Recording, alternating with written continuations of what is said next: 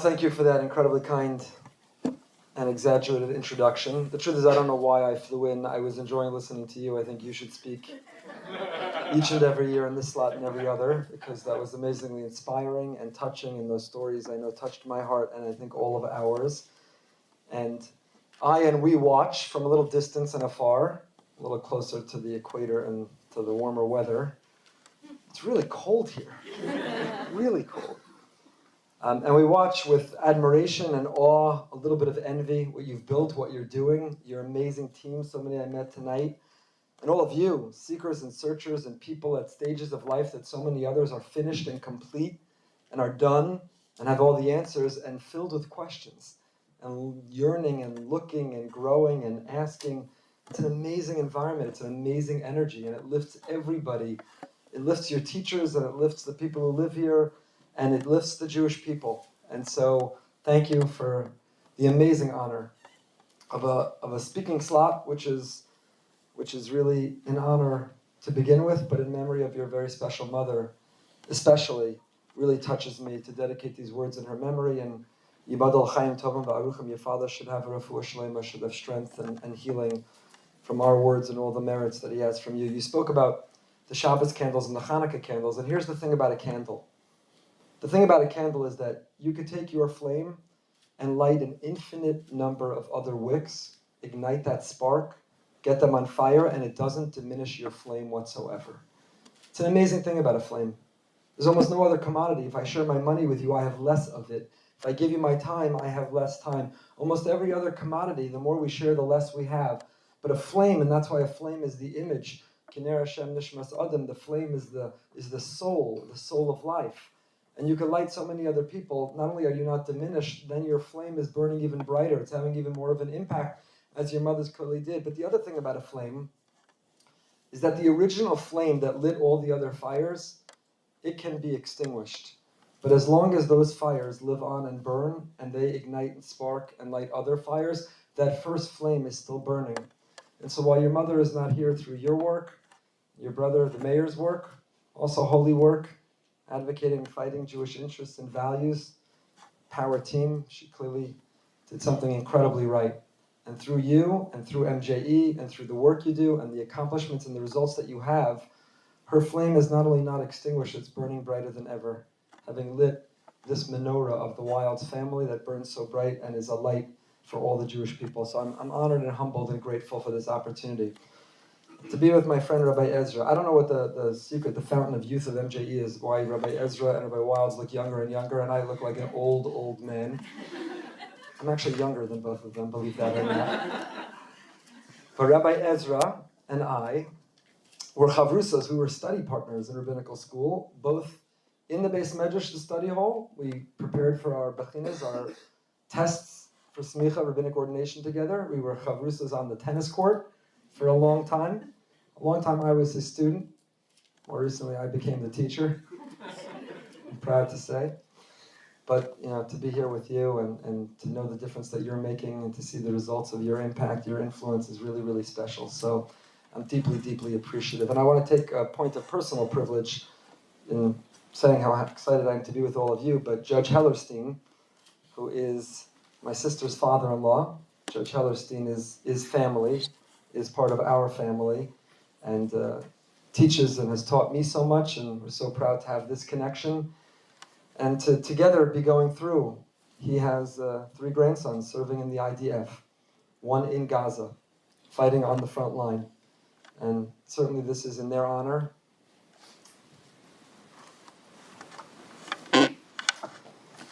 And all the soldiers, and your candle that you've ignited, and our family, and my sister and her family, and you're seeing the peiros, you're seeing the fruit of your Jewish pride and Jewish inspiration and strong Jewish values and sense of justice, and seeing the Jewish people fight for justice in Israel. They should be successful and come home safely and continue to give you and all of us tremendous pride. It's great to be together.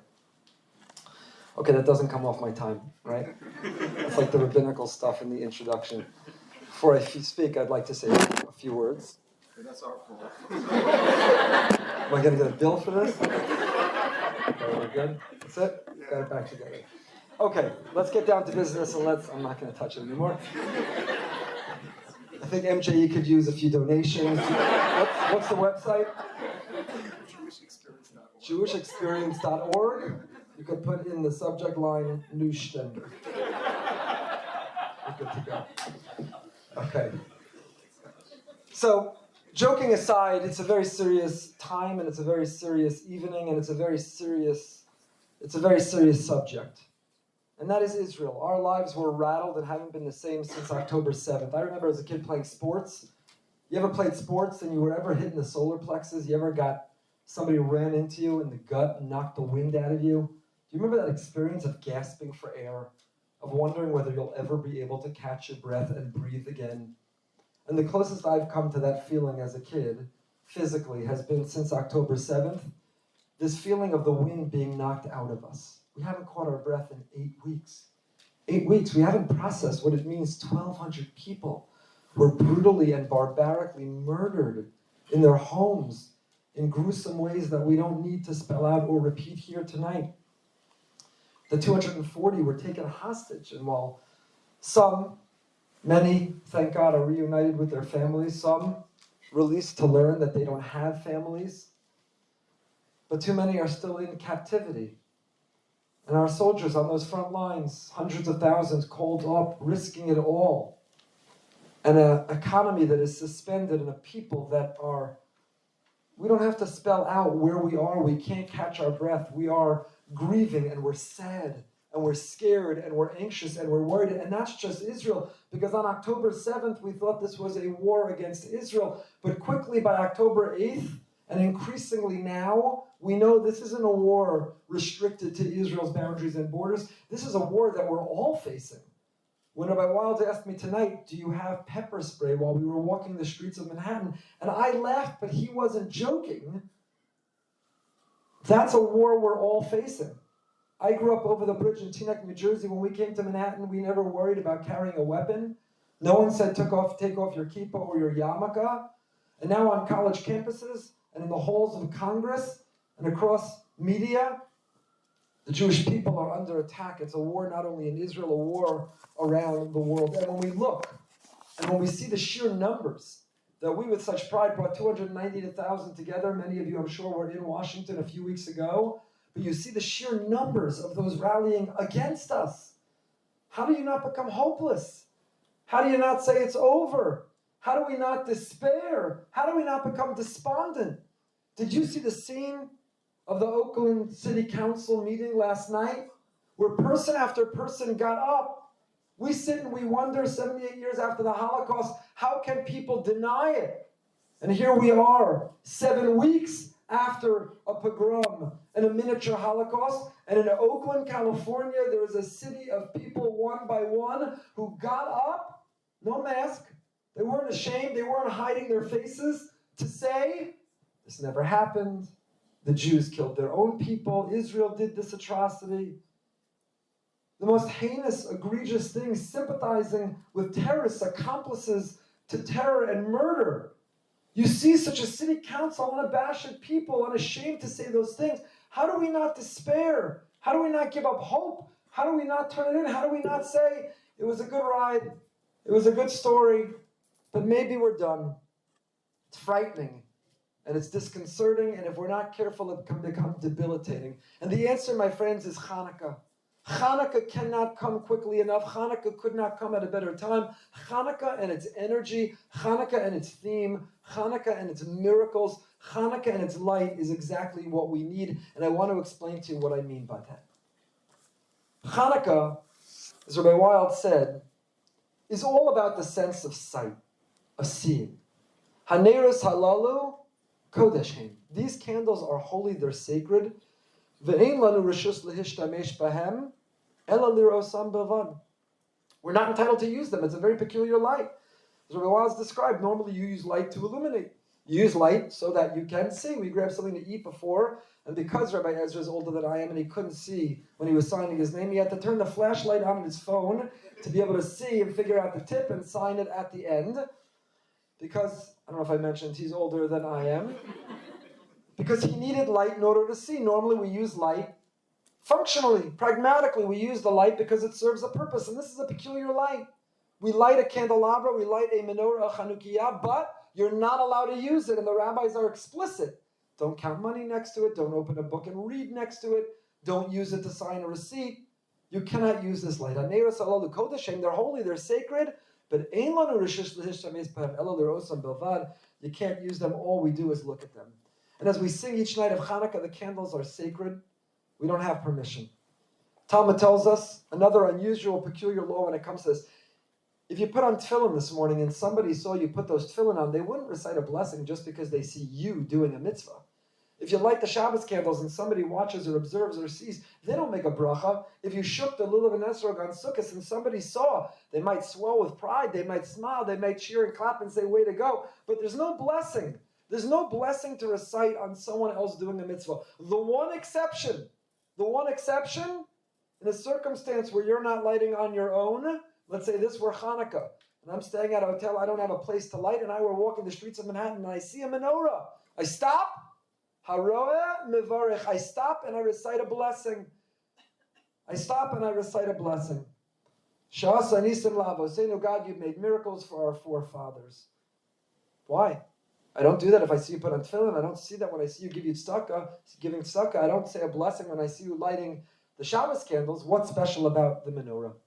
So there's a great Hasidic master of Levi Yitzchak of Berdichev, the Kedushas Levi, and he says that every Jewish holiday corresponds with one of our senses. So for example, Purim. The holiday of Purim corresponds with which sense? The sense of hearing, of listening. We listen to the Megillah, and we hear the sound of the Gragers. Pesach, Passover, corresponds with which sense? The sense of taste. We eat the matzah, and we eat the maror, and we taste our way. We literally taste Pesach in our mouth, the matzah and the maror. And Chanukah is the holiday of seeing. Chanukah is the holiday of sight. We look at that menorah. Don't use it. Not allowed to use it. But nevertheless, we look at it and we gaze at it. And the Hasidic masters, in fact, tell us that if on Chanukah, next week, a week from tomorrow night, we light the first candle. After you light the candle, we all make a terrible mistake and we do a terrible disservice to ourselves and our families. I know, I've seen it much. We light the candle and then we run out of the room because it's time to give out or get the presents. It's time to fry the latkes. It's time to unveil the donuts. It's time to run to the Chanukah event, to the Chanukah concert, and Nebuch, the poor candle, is sitting in the windowsill by itself. It's burning bright, but there's nobody there to watch it. And what we're supposed to do is sit and gaze and stare and fix our eyes upon the light of the candle. See that flickering flame and see our soul, see our potential, see the better and best version of ourselves. You know, we spoke about a candle and a flame that you can light so many others without diminishing your own, and that you can continue to live on through the candles you lit even when your flame is extinguished. There's another amazing thing about a candle. No matter which direction you hold the candle, the flame always flickers up. It always rises. Because the soul is always yearning, it's always striving, it's always climbing. That's what MJE, that's what you are all about. That's what you are doing. Don't you understand? You are the antidote to Hamas. You are the answer to anti-Semites. We're caught up in the statistics and the data and the numbers. We're caught up in the danger and the threats and the fears, and they're all warranted and grounded and important, but we forget the sort of core of what they're trying to do, and what they want to do is extinguish our flame. What they're trying to do is exterminate and eliminate our impact and our people. They want Judaism to disappear, to be relegated to a museum, to be part of the past. And when your flame flickers and it climbs up, no matter which way the candle is held, in good moments and in bad moments, no matter which direction you hold the candle, the soul inside us, it wants to climb, it wants to rise, it wants to go higher and higher. That's a human being. Animals walk on all four, they face the ground, they're for the here and now. The human being walks on two legs because we're reaching and striving, we're climbing towards the heavens. You, MJE, this enterprise that is enriching Jewish lives and that is creating a home and a space for people who are curious and growing and asking, who say, fan my flame, I want it to burn bright. That is the antidote and that is the answer. And that is Chanukah. Chanukah is this holiday of sight, to look and to gaze. And the Hasidic masters say, in fact, we can repair whatever damage we've done to our eyes on the holiday of Chanukah.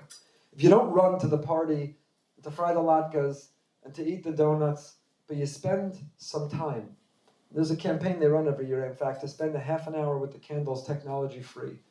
Turn off the technology, turn off the distractions and the disruptions, turn off the thing that make us absent present and be fully present with the candles and really with yourself and with your loved ones, with the people around you, and sit and gaze and look at the flame. Don't use it to read, don't use it to count, don't use it to look, don't use it to sign. Just look at the flame. But why?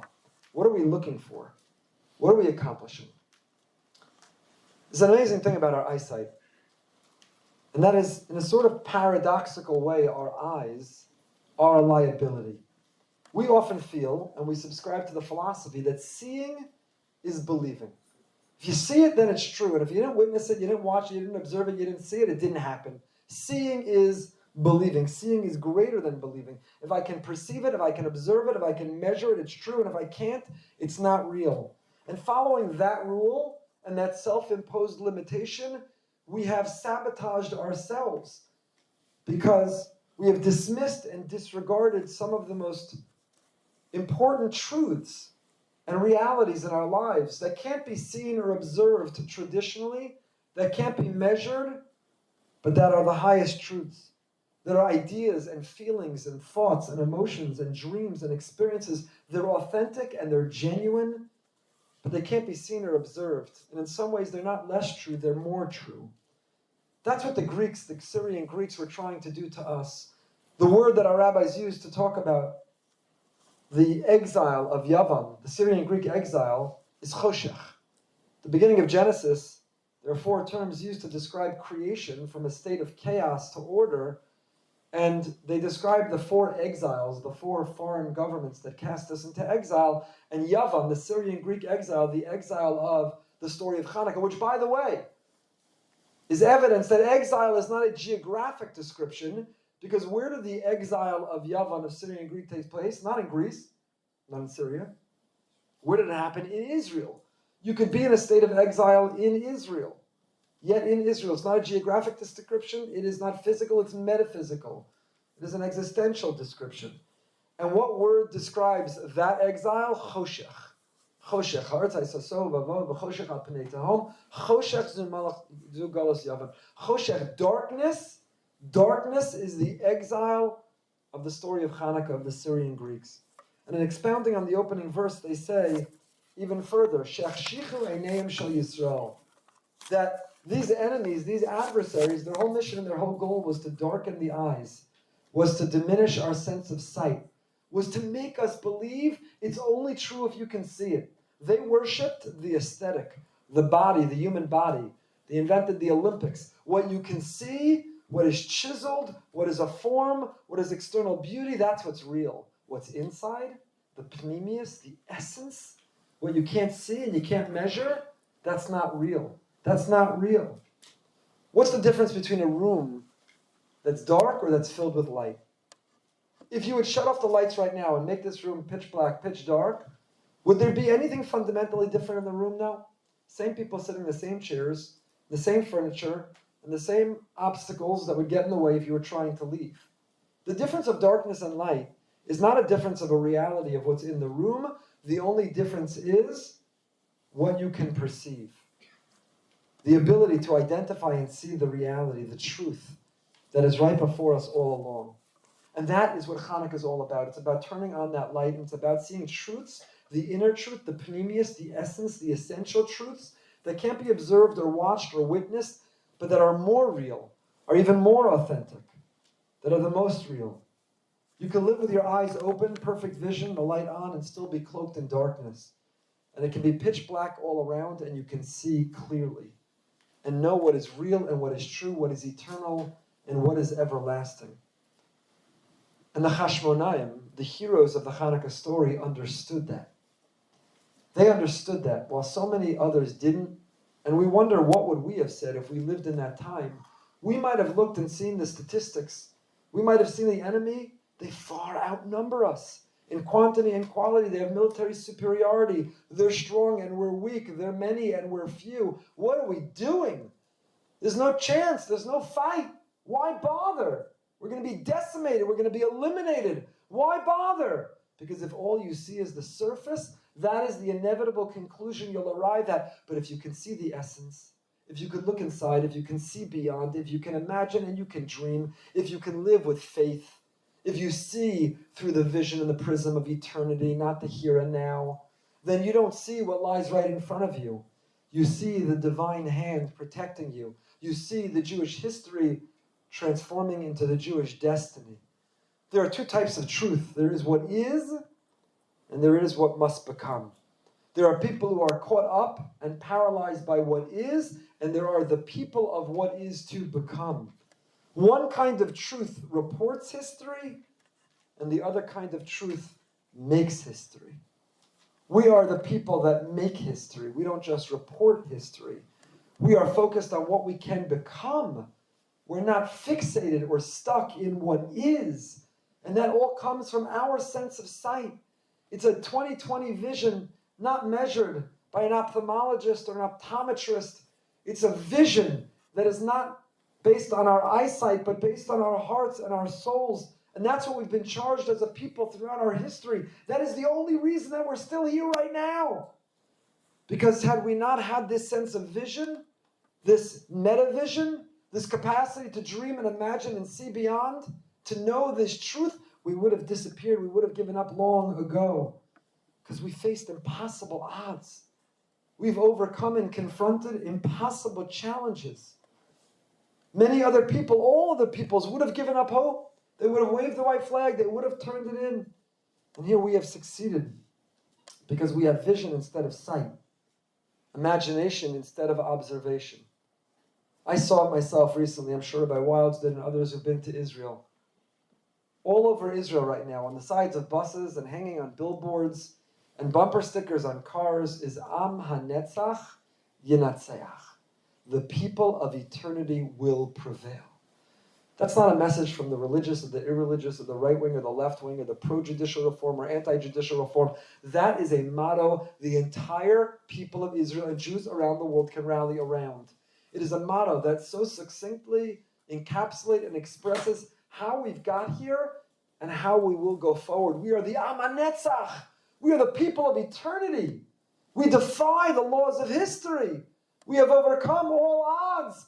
Statistics ain't mazel Yisrael. We are not bound by the ordinary statistics and data, by military strategists and pundits, because we see with that other sense of sight, because we have vision instead of sight, imagination instead of observation, because we make history, not report it, because we focus on what we must become and not what is, because we are the Am HaNetzach, we are the people of eternity, Yinatzeach, we will prevail.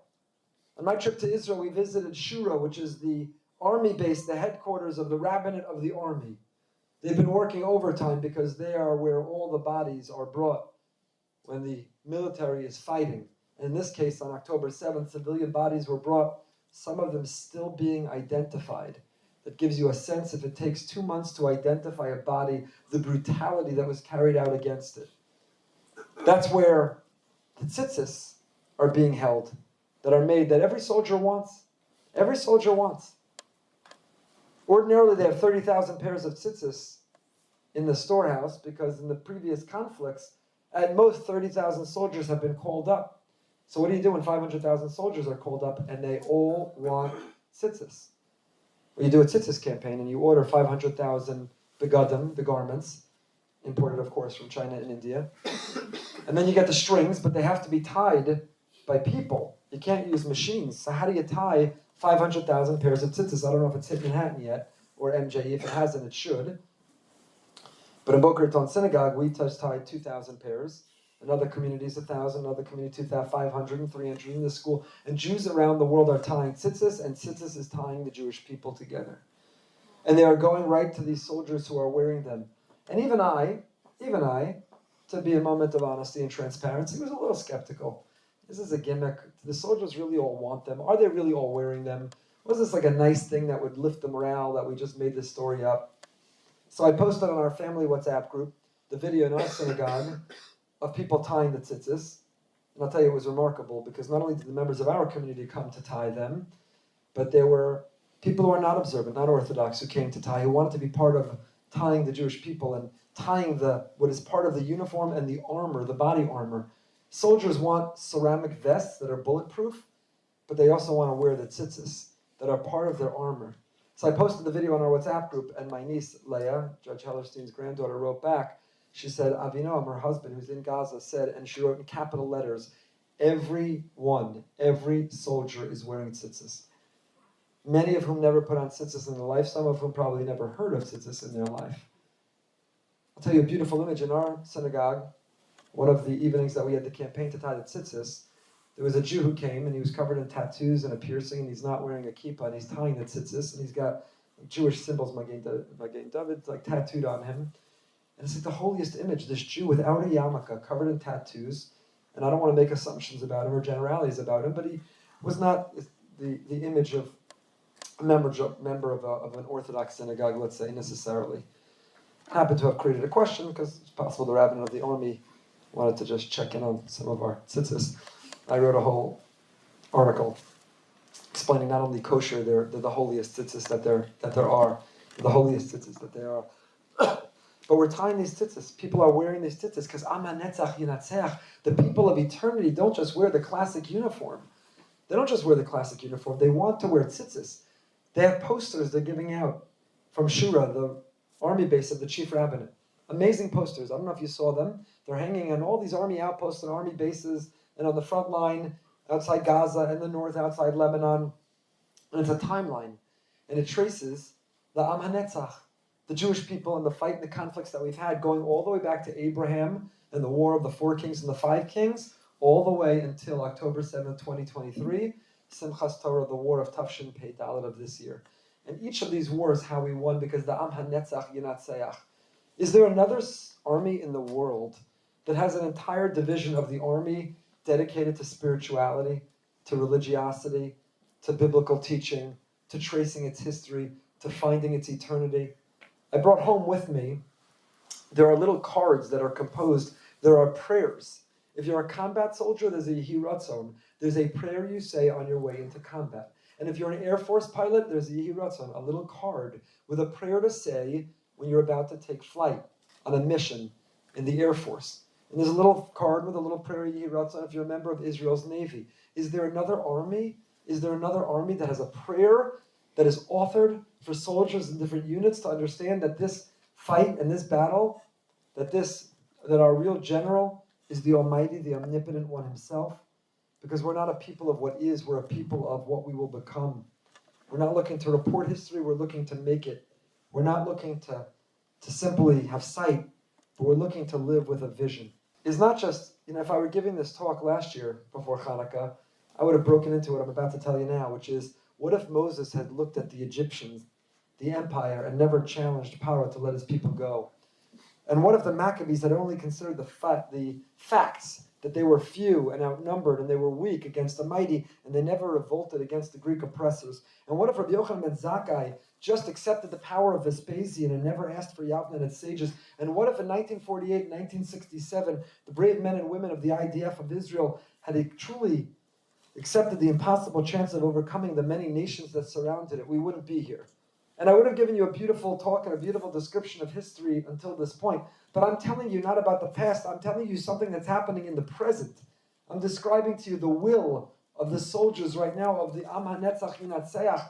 I'll tell you about the sergeant I met from the IDF, who on October 7th, when his wife, who has stage 4 cancer and is in bed recovering, and he's taking care of his children, 3 of whom have significant autism.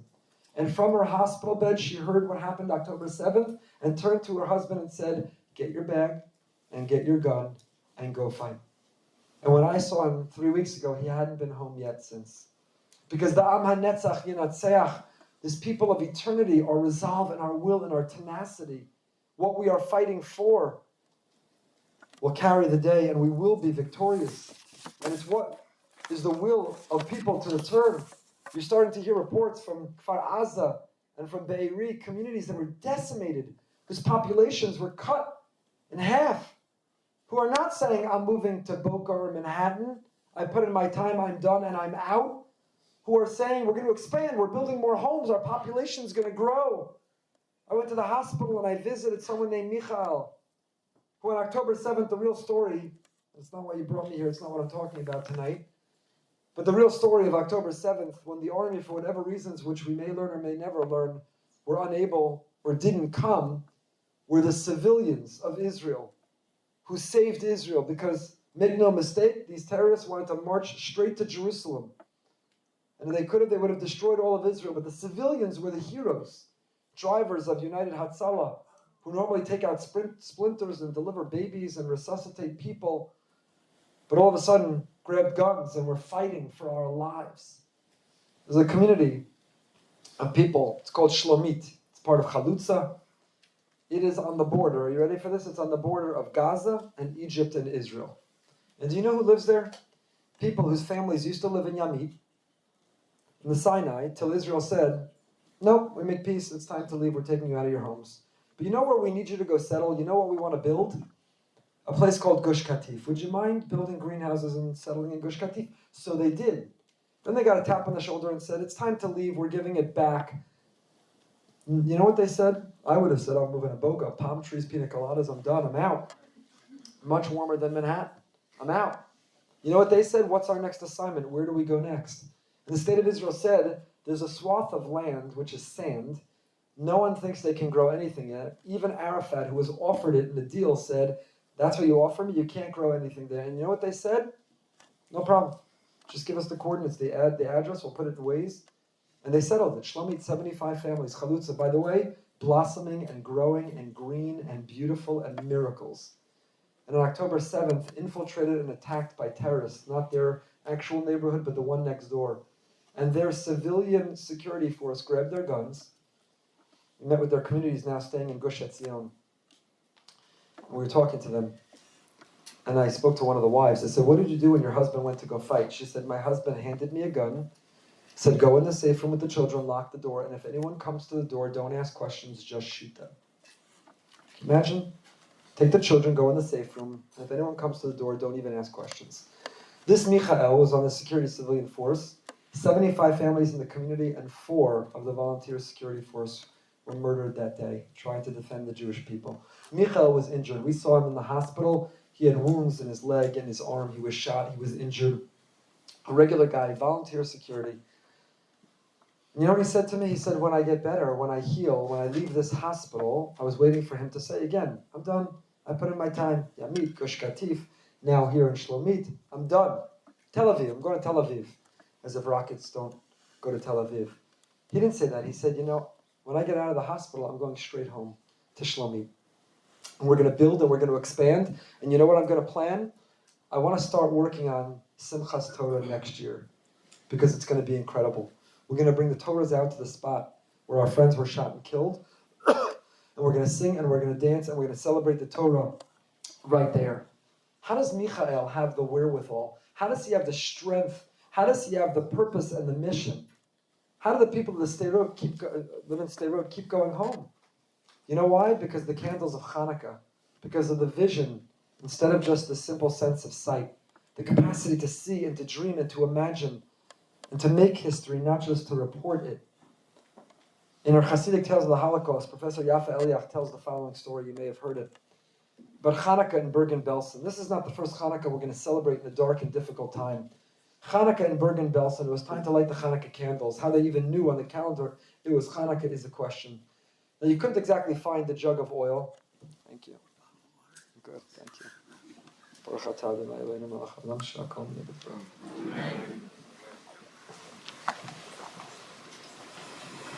You couldn't exactly find the jar of oil in Bergen-Belsen. So what did they do? Or a menorah. They took a wooden clog, the shoe that the Nazis gave them, the inmates had. They pulled strings from a concentration camp uniform. They took black shoe polish they found in the concentration camp. It became the fuel. It became the pure oil. And the Blush of a Rebbe, so much of her book, of Professor Eliach's book, Tales of the Holocaust, is about the Blush of a Rebbe of blessed memory. He stood there that night, not far from heaps of bodies, surrounded by living skeletons who'd lost their whole families, and in a barrack, he took this makeshift menorah and ready to light the Chanukah candles in Bergen-Belsen. The Blush of a Rebbe lit chanted the first blessing, Hadik Ner Shel Chanukah, that God, you commanded us to light the candle of Chanukah. And he said it with pain and with sorrow and with grief. And when he was about to recite, and then he said the second blessing, Shasan Nisim, you made miracles. And when he was about to recite the third blessing, what's the third blessing? We say it only the first night. Shechianu, the blessing of thank you for keeping us alive. How blessed we are, how fortunate we are, how grateful we are to be in this moment and at this time. But what happened is as he was about to recite the third blessing, he stopped, he turned his head and he looked around as if he was searching for something. But immediately he turned his face back to the quivering small lights, and in a strong, reassuring, comforting voice, he chanted that third blessing, Shechianu v'kimanu v'giyanu lazman hazeh. Blessed are you, God, King of the universe, who's kept us alive and who's preserved us and enabled us to reach this season. And among the people present in that barrack that night, witnessing the Bluzha Rebbe light those Chanukah candles in Chanukah and Bergen-Belsen, was a Mr. Zamachowski. He was one of the leaders of the Warsaw Bund, of the Bund. He was clever and sincere, with a passion for debating religion, with a healthy dose of skepticism. When the Bluzha Rebbe was done lighting the candles and having recited that third blessing of Shechianu, thank you for keeping us alive, Zamachowski elbowed his way to the rabbi and he said, you know, Rabbi, you're clever, and you made the blessing to light the candle, you made the blessing about the miracle, but how could you make a blessing thanking God for the merit of being alive? Here in Bergen-Belsen, in a barrack, in a camp, next to heaps of bodies in crematoria and gas chambers with living skeletons, you're making a blessing, Shechianu, thank you for keeping us alive, thank you for making miracles. How is it possible? And everybody fixed their eyes on the Bluzha Rebbe, wondering what was he going to answer? How was he going to explain? How would he defend and justify and make sense of reciting that blessing in that place and at that time? And he turned and he said, Zamachowski, you are 100% right. When I reached the third blessing, you know why I looked around? Because I also hesitated. And I asked myself, what am I going to do with this blessing? How can I say these words right now? 1,200 brutally murdered October 7th. We're going to say the blessing Shechianu on Chanukah while there's still 150 hostages being held, and we're learning with the release of the first, the conditions with which they are being held, learning that children held hostage were forced to watch videos of October 7th over and over again. While the Oakland City Council said it never happened, Hamas is proudly torturing children by making them sit and watch their barbarism over and over again. And we're going to say, Shechianu, what a great time to be alive. Thank you, God. Shechianu. It's amazing that we're here. The Bluzha Rebbe said, I also looked around and I also wondered. And I also asked myself, how am I going to say this blessing? How can I say it? But just as I was turning around and just as I was looking around the room, I noticed that behind me was a group of people standing, a large crowd of living Jews, and their faces were filled with faith and devotion and deliberation, that they gathered, didn't neglect and didn't ignore, but they gathered to observe and to watch and to participate in the lighting of the Chanukah candles, even right here, and even right now, even in this place. And I said to myself, if God has such a nation that at times like this, when during the lighting of the Chanukah candles, they see in front of them heaps of bodies, their beloved fathers and mothers and brothers and sisters, death is looking and peering and gazing from every corner, and despite all of that, they've gathered to watch and to celebrate and to look into those flickering lights of the candles, then I can say indeed, Shechianu v'kimanu v'giyanu lazman hazeh, to be blessed, to be in this moment. We can look at what's missing, we can look at what's lost, we can look at the devastation and destruction, and we can become despondent. That's what's in front of us. If you're on the surface, if that's what you're looking at, there's a lot of reasons to be hopeless and to despair. There's a lot of reasons to wave the white flag and turn it in. Or we can be like the Bluzha Rebbe that night, who didn't see what lay before him. The head of the Warsaw Bund only saw what lay before him. But the Bluzha Rebbe looked in those candles and he saw another layer of truth that wasn't equally accurate, but it was even more true. That even there and even then there were a gathering of people with faith and hope, an Am HaNetzach, a people of eternity. And if that doesn't warrant a bracha of Shechianu, I don't know what does. And when we look around the world at the Jewish unity and the Jewish hope and the Jewish tenacity and this room of young Jews eager to lean into their Judaism and to learn more and to stare anti-Semites in the face and to do something harder than just wearing a Magen David necklace or hanging a mezuzah on the door, but to say I'm going to be a practicing Jew. I'm going to be a vibrant, animated, enthusiastic, energized, living, unapologetic, non-defensive Jew. That indeed is worthy of a shechianu v'kiyimanu v'giyanu lazman hazeh. Have a little more time? Okay. My flight doesn't leave till tomorrow morning, so it's bad news for you. And we take a given as a given, because I want to take this to the next level. But the reason that we light the Chanukah candles, the reason the rabbis give us, is something called Pirsumei Nisa, which means to publicize the miracle. Rabbi Wild spoke before. Shabbos candles are lit near the table, where we'll use them. And the Chanukah candles we light outside the door or in the window, because we're trying to publicize the miracle. Chabad runs a campaign, parades in public square, and let's illuminate the world. We want as many people to see and to recall and recount the miracle as possible. But perhaps we're missing the point.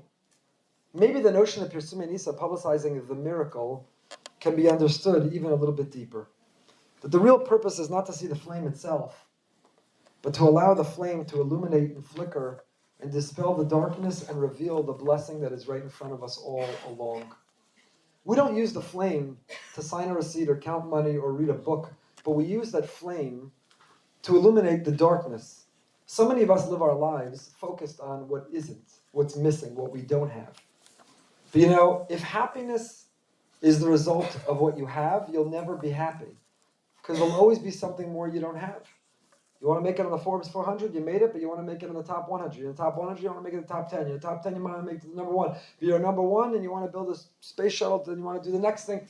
You'll never be happy. There's always something you're chasing and pursuing. By the way, that's why in America, in front of the mayor, I hesitate to quote the Constitution, but in America, what it grants us is the opportunity and the right to pursue pleasure. If you're pursuing something, why do you have to run after it? Because it's fleeting, it's running away from you. It's hard to catch up with. If your happiness is determined and decided by what you have, you'll never be happy because there's always something more to have. But if your happiness is determined by what you have, then you could always be happy because you always have something. There's always something there. And maybe the miracle, we look for miracles elsewhere. We're looking for enormous, where God will interfere and intervene and suspend the rules of nature. We're looking for miracles of an enormous magnitude. And maybe the fact that we're alive and breathing and well and have a roof over our head, maybe, as a member of my community who has 3 out of her 6 children are severely autistic, has an incredibly difficult life to manage that family. And she said to me something that stuck with me forever. I once asked her, how are you doing? How are you holding up? And she said, Rabbi, any day that ends with the same head count in my home as the way the day began is a good day. It's a good day. Ezra and I have a dear friend who passed away very young. Brian Galbert. Way too young. Talk about a bright light. He was a torch. He was I can't even describe the light that he was. I used to not like to celebrate my birthday, especially as I got older, and poo-poo my family, and I didn't want to mark certain bigger birthdays that end with a 0. And ever since he passed away, I embraced every birthday as a gift. Every birthday is a miracle. Every birthday that's a celebration that you're still on this planet, that your family still has you and you have them. Any day that ends with the same head count in your home as the way the day began is a miracle. Is a miracle. Maybe October 7th should teach us and remind that. How many homes are incomplete? How many homes have a different head count? How many homes don't exist at all? Where are our standards and our measures for happiness, for what is defined as a miracle? Corona didn't teach us that? Where people couldn't breathe, and we say, you know what, if I have breath in my lungs and I breathe easily, it's a miracle. I'm alive. What a miracle that we can gather here at MJE. We were talking over dinner about how MJE weathered Corona, how difficult it was, a community that was needing to gather in person, and did so remarkably, and I'll say miraculously. It's a miracle that this room is packed and that we can sit within 6 feet of one another, and that we can see each other's faces, and that we can breathe the breath of life, which is really the source of all existence. The Hebrew word neshama, soul, is the same as the Hebrew word for breathing, for breath, nishima. And we say in our prayers every day, Kol HaNeshama Tahalaka, Kol HaNeshama, with all my soul I praise you. And the rabbi said, don't read it that way. Read it, Kol Neshima Uneshima, with every breath I will praise you. Because if Corona taught us one thing, there are those still suffering from it who need a refuah shlema. Don't ever take for granted the gift of being able to breathe easily. To breathe easily. Not only all of us who the wind was knocked out of us on October 7th, but Corona, who so many people never caught their breath again. People still struggling from long Corona. Kol HaNeshima Neshima Tahalaka. With every breath I will praise you. Pirsume Nisa means we're not only publicizing enormous miracles like a little flask that lasted 8 days or an army that overcame the odds against it, but ending a day with the same head count in our home as the way the day began is a miracle. And you know what? We don't see it and we don't notice it. And sometimes you got to turn on the light. And that's the menorah. Is turning on that light of that flame to see what's right in front of us all along. The rabbis, when they codify this law, they say the mitzvah is defined as lighting ner ish ubeso. Who has to light? How do you light? A candle for ish, a person, ubeso, and their home. And maybe homiletically what we can say, that we light this candle to publicize the miracle, the historical story of Chanukah, but also, more importantly, to see ish, to see inside ourselves, who are we and what are we about and where do we come from and where are we going? And who are we meant to be? What difference are we meant to make? What legacy do we want to leave? Ner, the candle, ish. It should illuminate and reflect on us. We sit and we stare and we gaze into that flame and it should reflect back on our life. We watch it flicker as it rises and we ask ourselves, how are we rising? How are we elevating? How are we growing? What are our aspirations and ambitions? We see that flame on fire, and are we on fire? Or are we lukewarm, just coasting through life? The Persume Nisa, the miracle that we're publicizing, is not only a historical miracle, but is the miracle of life. It's the miracle of each and every one of our unique and distinct and inimitable existences, of the difference and contribution that we're meant to make, the legacy that we're meant to forge. Ner Ish, this candle is illuminating Ish, our person, our truest selves, not what you see on the surface, not what social media can profile online, but the panemius, the essence, the essential, the truest part of who we are. Sometimes we fail to see what's right in front of us all along. Several years ago, Sports Illustrated had an amazing story. I'm dating myself, some of you will remember the name of Luis Salazar. He was a longtime major league infielder, minor league coach. He was out of baseball for a year, and he lives actually in Boca Raton, Florida. But in August 2010, he got the itch to return to baseball. And so Salazar sent out his resume, and the Atlanta Braves offered him a job managing their Class A Carolina League team. He joined the Braves 2011 for spring training. Anyone remember the name Luis Salazar? Nobody knows what I'm talking about. You'll Google it. I would say later, but go feel free to do it right now. Which is what you were going to do anyway. So he's coaching third base one March afternoon. Salazar is 55 years old, former third baseman. And at 55, the reaction time is not the same as it is in the prime of your career. And Brian McCann, hitting from 60 feet away, hits a foul ball that travels over 100 miles an hour right at the third base coach Luis Salazar. Hits him square in the face. He didn't have a chance. Even with instincts of a player in their prime, he never had a chance. The projectile smacked him in the left eye, made a hideous sound, and knocked him backwards down the dugout steps. He fractured his right arm in the fall, but that was the least of it. He was unconscious, he was concussed, blood poured out of his nose, his mouth, his eye. A helicopter transported him to the Orlando Trauma Center. And when he came to, he discovered that he lost his left eye. The ball hit him in his eye socket, and his eye was surgically removed. And it was a tough day to wake up and to learn he'd be without his eyesight and his left eye without his eye. And the doctor told him, don't worry, it just means you can't be a fighter pilot, but you can still do almost everything else. And when he was released from the hospital, he wanted to prove it. So he drove the 3 hours from Orlando back to his home in Boca Raton to prove that he could still drive. He said he needed to do it for himself. April 15th, he made his managerial debut. And by this story, his story had generated some media attention, particularly among Braves fans. So there was a huge crowd there. And he said, just putting on the uniform, going to home plate, handing the lineup card to the umpire, that was the best moment of my baseball career. This is a Major League Baseball player, an all-star, a superstar, who said surviving that incident, coming back and bouncing back, just standing at home plate was the best moment of his baseball career.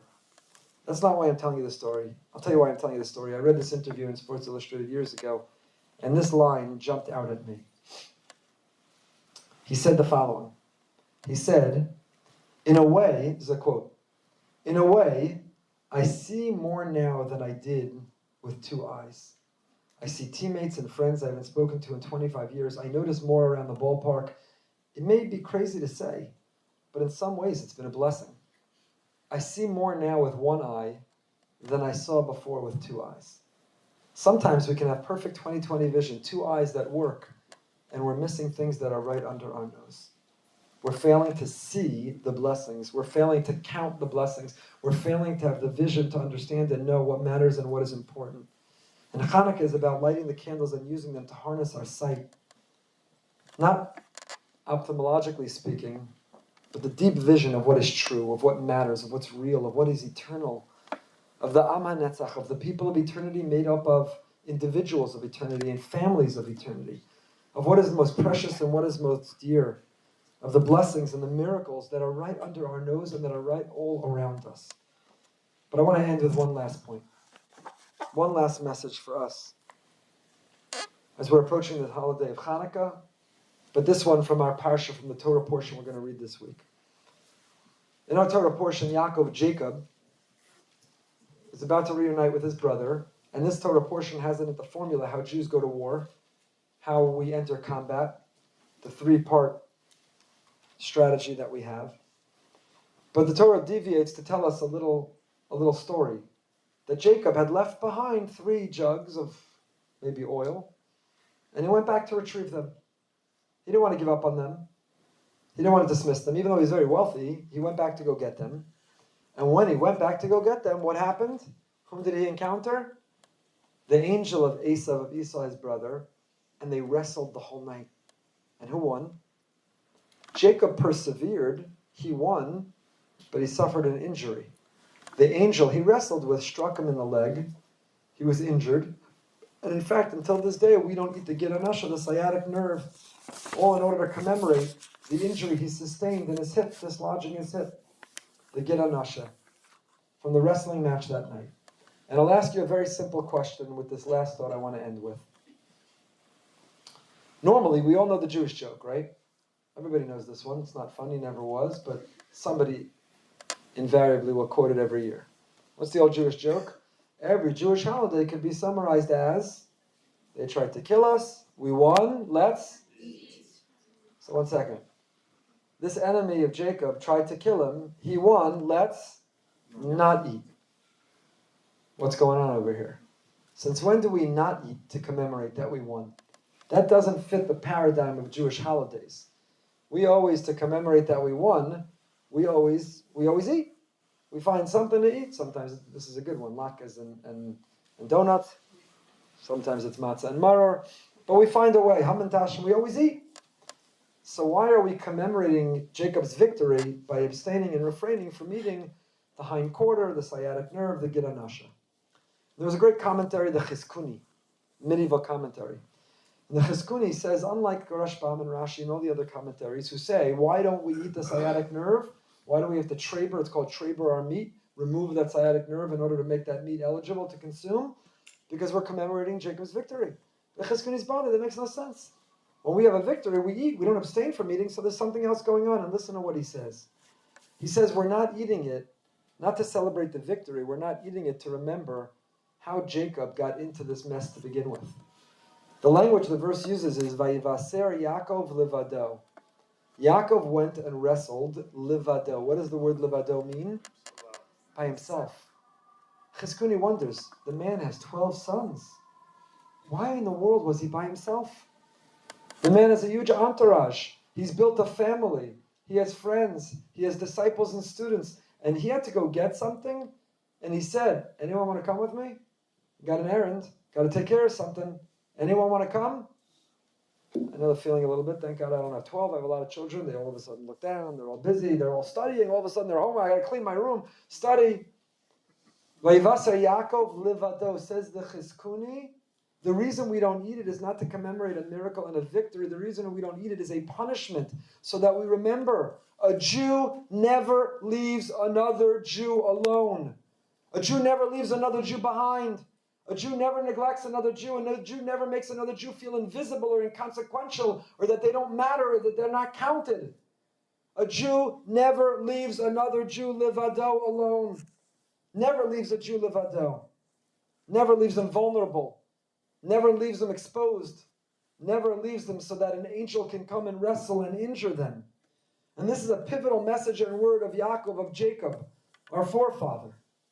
If you look throughout the book of Bereshit of Genesis, you'll find over and over again, it's as if Jacob is like the first hippie. He's calling everybody brother. Hey, brother. What's up, brother? Everybody's brother. Achi. Ach. Everybody's ach. When he goes to the well, and what does he find? Before he meets Rachel, who will become his wife, there's a group of hoodlums and gangsters and no-goodniks, and they're hanging around the well, and they're #MeToo, picking on the women. And he says to them, what are you doing? You're all paid to work. You no good oisvars, you're sitting around. What are you doing? Get to work. And why don't they lash? You know what they say? You're right. We're going to go back to work. Let's remove this stone. Why don't they lash out at him? Why are they willing to hear his mussar, his rebuke? You know why? Go look at the verse. You know what he says? He says, Achai, my brothers, what's going on? Why aren't you at work? When you start even criticism, but with the expression, you're my brother, then people will be receptive to what you have to say. Jacob calls these strangers, these hoodlums, but he calls them Achai, he calls them my brother. He calls Esav in our parsha, Achi, my brother, miyad Achi, miyad Esav. His own sons. He calls his sons Echav, the brothers of Jacob.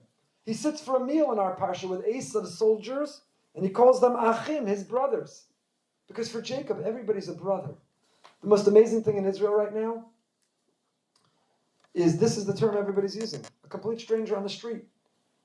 Achi, my brother, what's going on? The cab driver, the bus driver, in the makolet, at the shuk. Everybody's Achi. Did you have that? Everybody's calling you Achi, my brother. Don't try this at home. Don't try this here in New York. Everybody in Israel, I went to Israel, I'm going again this Sunday for 3 days, just to hug as many people as possible. Just to hug. It's an amazing feeling. You can walk up to complete strangers, and you ask, of course, and you can say, but hug. Don't try that here. That will not go well. Could you imagine walking around Manhattan just hugging people? You'll be arrested, you'll be sued, be an expose about. You can't do that. In Israel, everyone's hugging each other, and everyone's calling each other Achi, my brother. Achi, my brother. And we learn that from Jacob, our forefather, who called everyone from his enemy to his sons, to the hoodlums at the well. They're all his brother. Where does the word ach come from? One of our teachers, Rabbi David Miller, when we studied together for those tests, Rabbi David Miller says, in the laws of mourning, when a person is mourning or grieving, they have to tear a garment. Are you allowed to mend it? Are you allowed to sew it up? Are you allowed to restore it? So it depends if you lost a parent, if a person lost a sibling. Sometimes you can, but you can't stitch it like it's new. And the Hebrew word for stitching, for bonding, for putting it together is me'acheh, to make it an ach. Brothers are when you bond and you integrate and you stitch together and you come together and you are united of being together. And maybe that's why in our parsha, when Dinah is abducted, the sister of the 12 tribes, is held hostage. This is not the first case of Jews being taken hostage. Dinah was taken hostage and she was raped. And Shimon and Levi, two of her brothers, say, not on our watch. We won't allow this to happen. And they rise up and they face the people of Shechem and they wage war and they redeem their sister, and maybe that is their tshuva, that is their repentance for Yaakov having been alone. They hear the rebuke. Yaakov comes home and he's limping. He just took the garbage out. He asked the kids to help. Everybody pretended they were busy. He went livado. He twisted his ankle. He fell over the garbage can. He comes inside limping, and everyone says there's a lesson we need to learn. A Jew is never livado. A Jew never lets another Jew be livado. Can't ever let a Jew be alone. Ever be alone. Chanukah is a time that we light the menorah and we see the best in the Jews around us. They are achim, achenu, achenu kol beis Yisrael. Chaverim kol Yisrael. We are all united. We are all one. We are experiencing this unprecedented unity, this incredible coming together, this focus on our commonality, not our differences. We are being sewn together, and we are being bound together, and we are being united and coming together in the most extraordinary ways. When I went to visit that community of Shlomit, Chalutza, I told you about that, Michael is far part of, they have been relocated and they're living in Gush Etzion. Gush Etzion is in the West Bank. My brother lives there in Alon Shvut. It is over the Green Line. And I was visiting with them, and a pickup truck was backing up into the area that they're all living. I was dropping off some washing machines. And I went up to the driver of this pickup truck to introduce myself and ask him where he's coming from and what led him to come want to help this family, this community of families. And he told me that he was one of the leaders of the demonstrations in Tel Aviv having to do with judicial reform and on the famous Yom Kippur, just this Yom Kippur, when people were tearing down prayer groups. He was one of the leaders demonstrating against the kind of people who he had now come to help. And just a couple weeks later, he was coming to help, and I said, what happened? He said, I was doing what I thought I was supposed to be doing then, and now I'm doing what I'm meant to be doing now. There are no divisions, there are no walls, there are no differences. We're all Achenu Kol Beis Yisrael, we're brothers and sisters. We have one father, we're siblings. Nothing gives pride to a parent more than siblings getting along, cooperating, loving, helping one another. Siblings don't have to all be the same. You could belong to different political parties, you could cheer for different sports teams, you could go into different careers, you could live vastly different lives. But in fact, to a parent, it's even more beautiful when siblings are so different, but every time they get together, they set it aside to find what they have in common, to be united and whole, to be at peace and to be one. There's no greater gift you can give a parent than to act like siblings. We light these Chanukah candles this Chanukah. We look around and we see Jews who are not different than us. We see that we're all one. Chaverim Kol Yisrael. We see what is before our eyes all along. And we long for and we pray for miracles by Yamim Ahem Bizman Hazeh. Not only the miracles of yesteryear, but the miracles that we crave and we need today. So my dear friends, it's an honor and a privilege to be with you. I'm so grateful for this incredible opportunity. But I implore you and I beg of you that next week, when you light those Chanukah candles, don't run out of the room, don't run to spin the dreidel or down the sufganiyah or go to the event. I'm sure MJE will have one, you'll get there. They'll schedule it half an hour after candle lighting time. Turn off your technology and sit and stare at the candles. They'll repair the damage we've done to our eyes by looking at the wrong thing, by looking at people the wrong way, by looking with envy and jealousy and lust and judgment and criticism. All that we've done wrong with our eyes by looking the wrong way and looking at the wrong things, we can repair our eyes if we look at these candles. We don't use them, we just look at them. Because Persume Nisa, they will publicize the miracle. Not the miracle that's out there, the miracle that's in here. The miracle that is each and every one of us. Keep learning, keep growing, keep yearning, keep asking, keep coming together and being united as one. Because Am HaNetzach Yinatzeach. When you come learn and you practice, and we are proud Jews, and we are committed to a rich Jewish continuity, we always have and we always will defeat whatever enemy that we face. They don't stand a chance. Like Jacob, we may be injured and we may limp for a moment, but we will persevere, we will triumph, and we will win if we come together in that spirit of seeing far beyond what's visible to the naked eye. We live that life of vision of what could be and who we can become. Keep looking, keep watching, keep dreaming, keep living, keep asking, and keep learning. And most importantly, keep doing it together. You in Manhattan Jewish Experience and us with the Boca Raton Jewish Experience. Thank you, by the way, for lending us the name. We didn't ask you for the budget, just the name. Thank you so much for having me. It's really a privilege to be with you tonight.